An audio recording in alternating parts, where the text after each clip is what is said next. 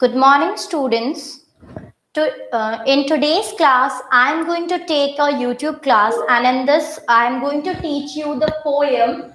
And the name of the poem is The Lotus. This is the third poem of your book, Golden Rays. Okay, so let's start with the poem. First of all, let's see the name of the poem is The Lotus, written by Toru Dutt. What is the name of the poet? The name of the poet is Toru Dutt. Now, let's start with the introduction about the poet. Toru Dutt, the poet, he was born on March 4, 1856, and he died in the year 1877 on August 38. Toru Dutt was one of the well-known poet of Indian, and he was a very versatile personality. He has written many famous poems in English literature. After the introduction about the poet, first of all, I would like to give you the introduction about the poem. That what do you mean by the poem The Lotus? As you all know that the lotus is the name of a flower. Okay? Lotus is the name of a flower, and it is a very beautiful flower. And what is the quality of a lotus? That it grows in a mud, but still its beauty is defined as the best. It is very beautiful flower, and you can see that lotus, they are having a wide variety of colors: pink, white, red, different colors of lotus we can see, but basically the color of the lotus is pink and white. So here what the poet, why he is writing this poem, The Lotus. So let's have an introduction about this.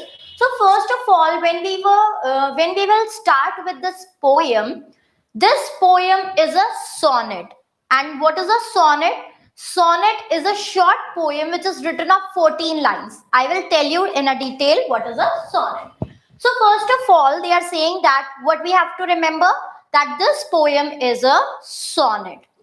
Second point, that the lotus being a favorite flower with Indian gods and goddesses. As you all know, the gods and goddesses of India, we believe very much in gods. So the gods, they are having a deep sympathy towards the flower lotus. Okay, you can see that both Lord Vishnu and goddesses Lakshmi love this flower. You have seen the image, you can see the image of God Vishnu and goddesses Lakshmi. They have a flower lotus with them. Okay, so they have a great sympathy towards this flower. They both love this flower very much. Next point. In present times, many prizes have been named after the flower lotus, that is the Padma Bhushan, the Padma Shri, the Padma Vibhushan, etc. You all know these prizes, they are the highest prizes in the civilian awards. You can say the Padma Bhushan, the Padma Vibhushan. So all these name of the prizes, they are just named after the name of a flower. That is the lotus. Okay. So now let's start with the poem. This is the poem, The Lotus, which is given in your English textbook. So first we will read this poem, and then I'm going to give you the basic introduction about this. So let's start with the poem. Love came to Flora, asking for a flower. That would of flowers be undisputed queen. The lily and the rose long had been rivals for that high honor. Birds of power had sung their claims. The rose can never tower like the pale lily with her Juno mien, but it is the lily lovelier. Thus between flower fractions rang the strike in Psyche's bower. Give me a flower, delicious as the rose, and stately as the lily in her pride. But of what color? Rose red, love first choose, then prayed, no, lily white, or both provide. and Flora gave the lotus rose red dyed and lily white the queenliest flower that blooms. So this is the poem The Lotus. Now when I have started giving you the introduction about the poem, I told you that this poem The Lotus is a sonnet, and I told you a sonnet is a short poem of 14 lines. Now the poem or a sonnet, it is divided into two parts. The 14 lines, they are divided into two parts, 8 lines and the 6 lines. Okay, the starting 8 lines, they are called the octave, and the 6 lines, they are called the sextet. If you will see the poem and we will count how many lines does this poem have. So 1, 2, 3, 4, 5, 6, 7, 8, 9, 10, 11, 12, 13, 14. In together, we are having 14 lines. So this means this poem is a sonnet. Now, when you will see the first 8 lines, starting 8 lines, when I am talking about these 8 lines, you can see these lines.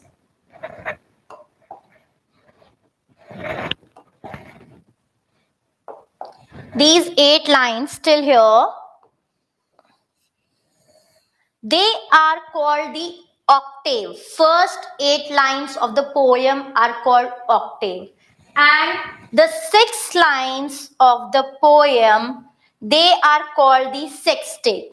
Okay, so in total we are having 14 lines, and the poem which is having 14 lines, it is called a sonnet. Okay, so now after this poem, after the introduction of the poem, after telling you the poem, I just wanted to give you a little bit introduction more about the poem. Now, when I'm talking about this poem, The Lotus, what we will learn in this poem? We will learn that the flowers, two flowers are there. That is the rose and the lily. Two flowers are there, the rose flower and the lily flower. And what is going on in this poem?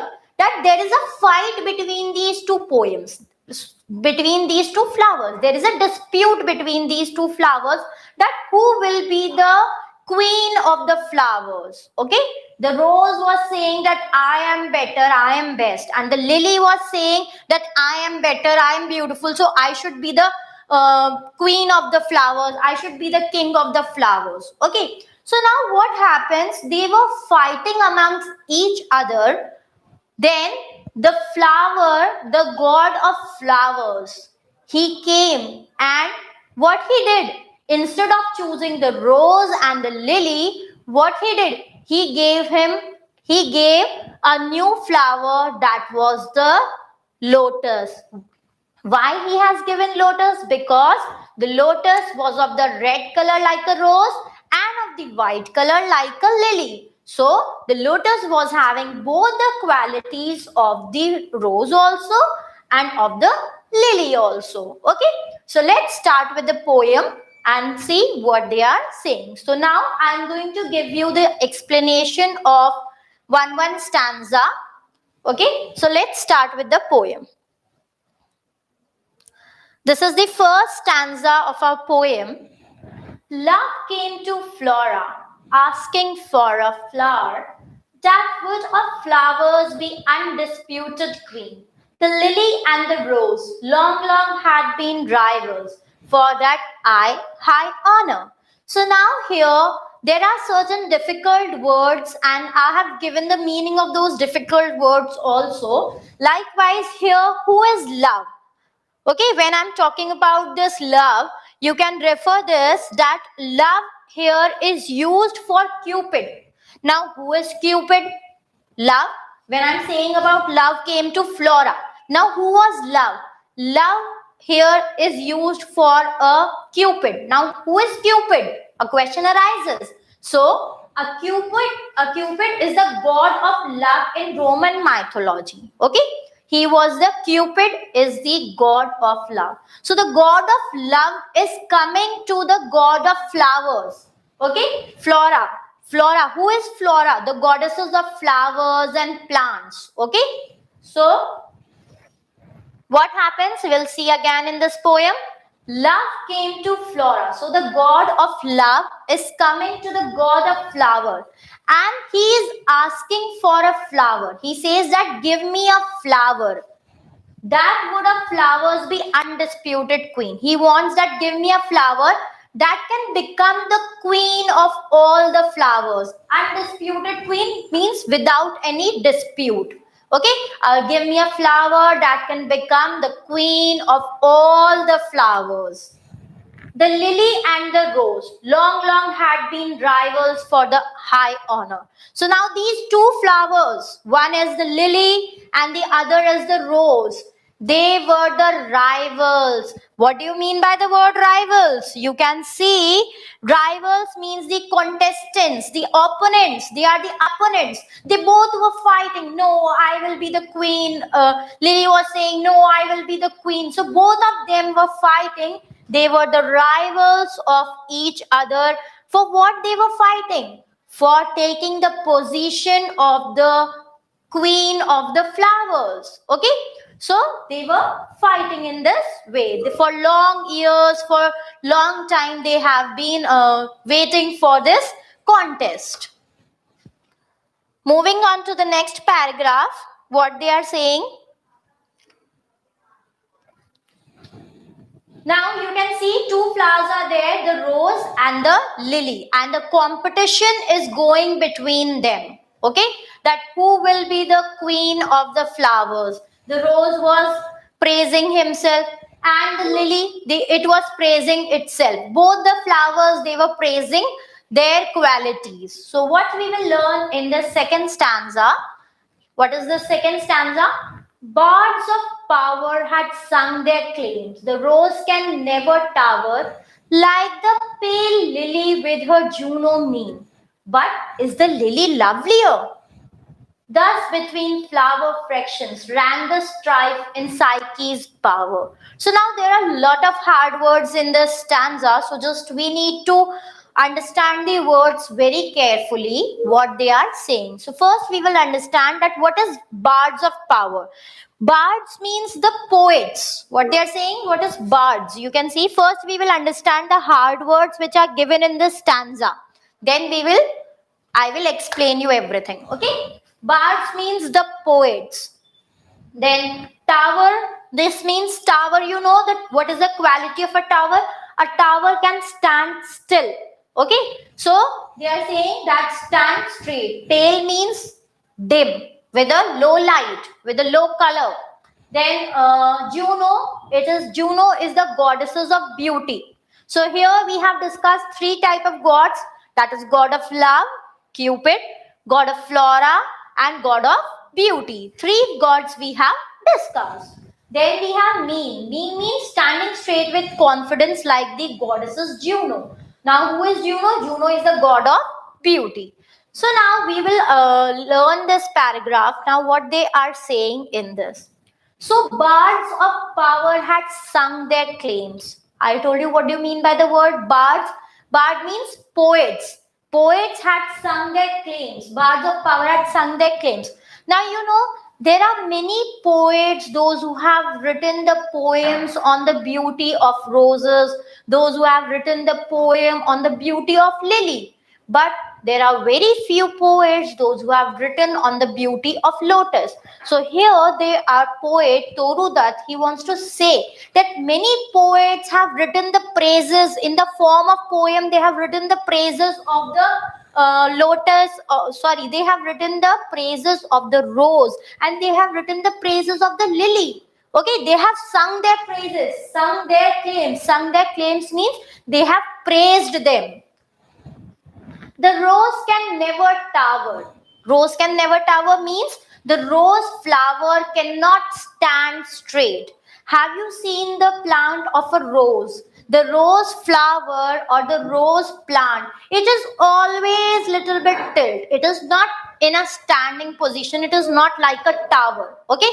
So they are saying the rivals, they were both the rivals, the rose and the lily, they were rivals. So Lily was saying, see that this rose, it cannot even stand straight like a tower, like a lily. So how can this rose be superior? I can stand straight. Lily was saying, I can stand straight like a tower. So I should be the queen of the flowers. But what happens then? Like the pale lily with her Juno mean. Now means, what is pale lily? Pale lily means dim. So the rose is saying that you are a very dim flower. You are pale lily. Pale means dim.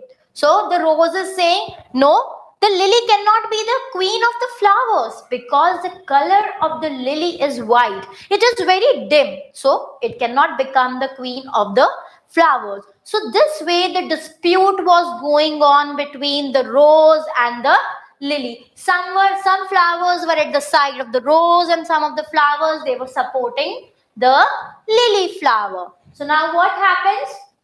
They are saying that the rose can never tower like the pale lily with her Juno mean.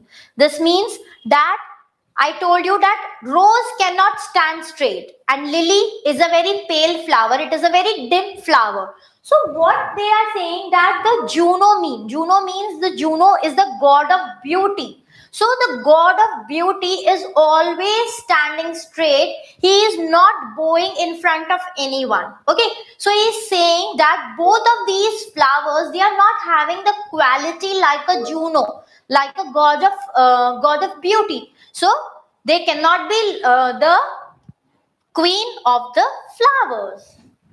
But is the lily lovelier? Thus, between flower factions rank the strike in Psyche's bower. Now, so they were asking the question that which flower is lovelier? If the rose cannot stand straight like the god of the beauty, then the lily is lovelier. Should we choose lily for the queen of the flowers? So both the contestants, they were fighting amongst each other. Who are the contestants? One is the rose and one is the lily. So both of them were fighting amongst each other that which one is lovelier. So, thus between flower fractions rank the strike in Psyche's bower. Now, there is a word that is Psyche's bower. Psyche's bower means the residence of God. Okay? Psyche's bower means the residence of God. As I told you that in this poem we have discussed three types of gods. God of love, that is Cupid, God of flora, and the god of beauty, that is Juno. So now all this contest or this program, it was going on at the residence of God, that is the Psyche's bower. Okay, so now what happened when this contestant was going on or this contest was going on? They were fighting among each other and flower fractions. Now the many flowers are there, as you know. So the flowers, they have divided themselves into two teams. One team was at the side of the rose and the other team was at the side of the lily. So have divided themselves, they have fractioned themselves. Okay, and some were speaking the good qualities of roses, the others, they were blaming the roses. So both the lily and the rose, they were the rivals and they were fighting for the honor of the queen of flowers. After this, we will see that some of the hard words are given of this stanza only, that I told you. Flower fractions means the group of flowers, those who were fighting. One group in the leadership of rose and the other in the leadership of the lily. As I told you, these two flowers were divided into two groups. One group was of lily and one group was of rose. Okay. Then rang means clash. They were clashing. They were fighting among themselves. No, my side is better. No, my side is best. Okay. Then strife means quarrel and Psyche's bower means God resident. So this type of quarrel and this type of clash was going among the flowers of rose and lily in the god's residence. So this way we have completed the second stanza. Now let's move on to the third stanza.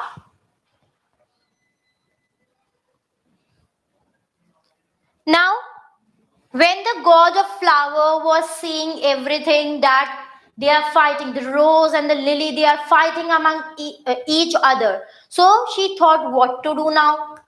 What solution should I give? because the god of love has come to him for asking a flower. Okay, so now what happens? Give me a flower. So the god of love, he is speaking these lines. Give me a flower delicious as the rose and stately as the lily in her pride. But of what color? Rose red, love first choose. Then prayed, no, lily white or both provide. And Flora gave the lotus, rose red dyed, and lily white the queenliest flowers that blows. Now, in this stanza is very important as these are the closing lines of the poem. Okay, these are the closing lines of the poem, and what they are saying? They are saying that the flower of love, he is asking to the god of love, is asking to the god of flower that give me the flower which is delicious as the rose, which is beautiful as the rose. Delicious means most beautiful, most appearing as the rose, then and stately as the lily in her pride.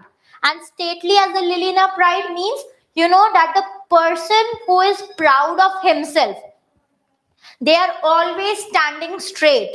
And this is the quality of a lily flower, that the lily flower is always in a straight position. It is always in a straight position. So the God of love is saying that I want a flower which is delicious like a rose, and I want a flower which is having a pride like a lily. If the queen, if they are giving the honor of a queen to a flower, this means it should have a pride, it should have some good qualities. Okay, then what happened? But of what color? So now the god of flower, she was very much confused that either she should give rose or she should give lily. Then she asked that which color flower do you want?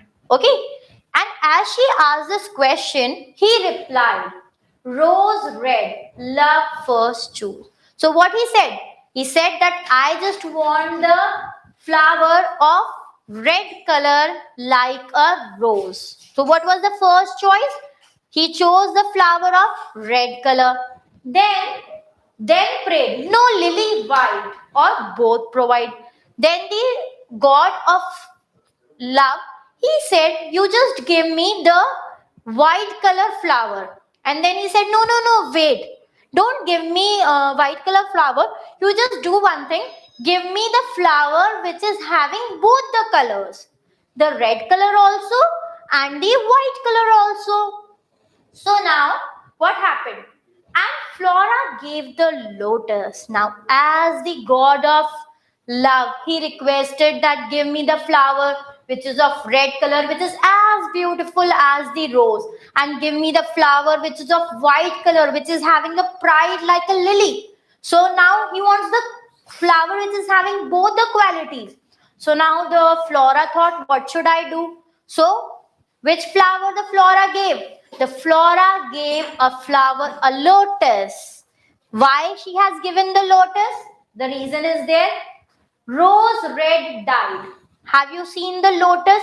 Have you seen? You can see in the picture. The lotus is of red color, dyed with red color and with the white color. You can see rose red dyed and lily white.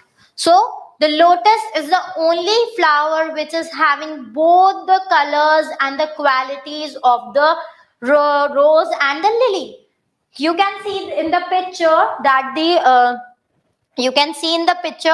this is the picture of a lotus, and lotus is having both the colors, the red color also and the white color also, and when we mix these two colors, we get a pink color. Okay, so now the god of Flora, she has given the flower of lotus to the god of love, to the god of Cupid, and the queenliest flower that blows. And now what he's saying, the last line, the most important line, the queenliest flower that blows.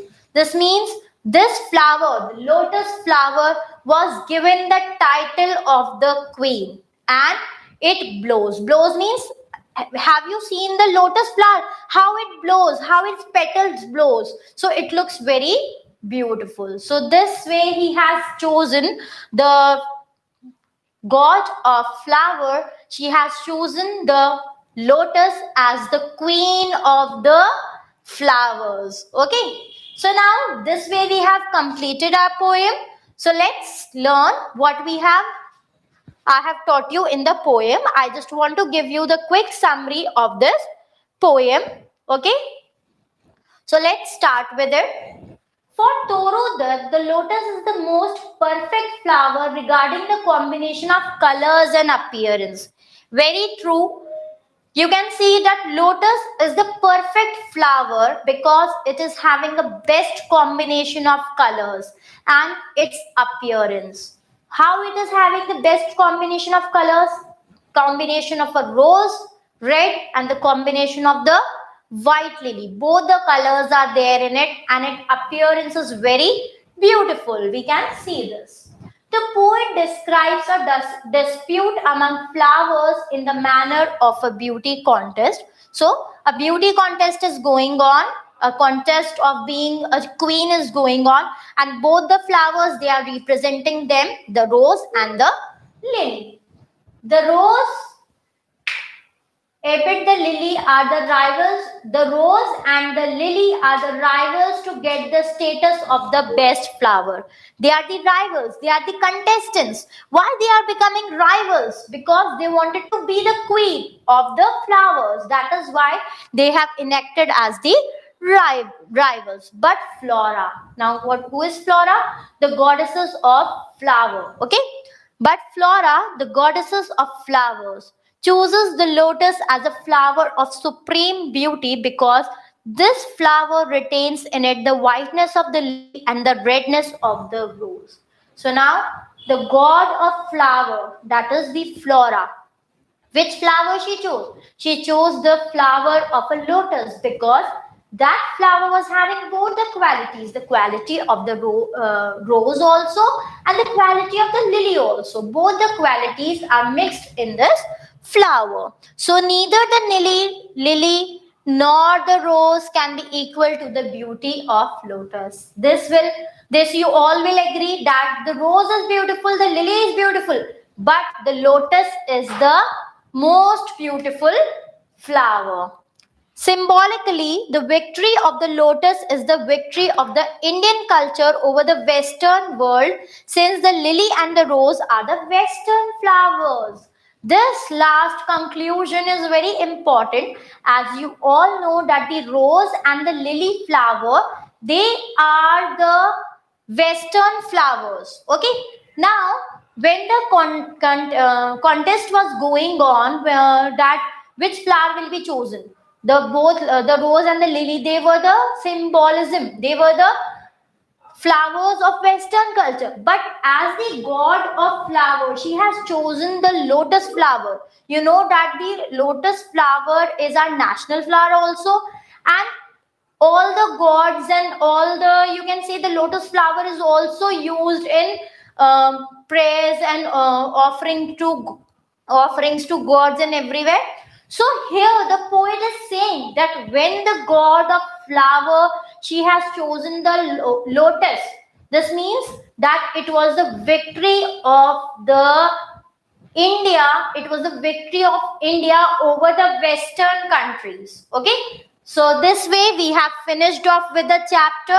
This way we have finished off with the poem. I hope you have understood the poem. Thank you, students.